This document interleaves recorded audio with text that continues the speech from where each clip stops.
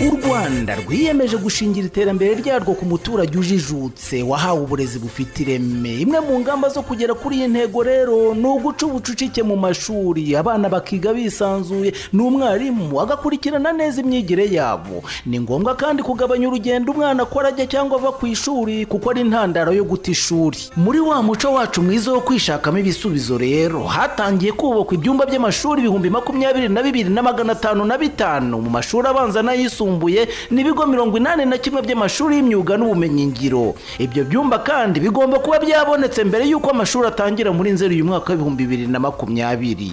Babyeyi rero, bayobozi b'inzego z'ibanze, abikorera, amadini n'amatorero, societe civile, bafatanya ibikorwa mu iterambere ry'uburezi, abakozi ba leta, batura Rwanda muri rusange, wowe wanyuze ku ntebe y'ishuri, zirikana ibyiza turikesha maze utanga umusanzu wawe muri iki gikorwa. Buri wese uko yifite, yaba inkunga y'amafaranga cyangwa y'amaboko, burya nta muganda uba muto. Inkunga y'amafaranga mwanyuza kuri konte nimero 1,055,437 iri muri Banki Nkuru y'u Rwanda BNR, cyangwa mukayohereza kuri nimero ya telefone muzamenyeshwa n'uturere twanyu kubifuza gukoresha mobile money. Ubu butumwa ni ubwa Minisiteri y'Uburezi ku bufatanye n'izindi nzego za leta.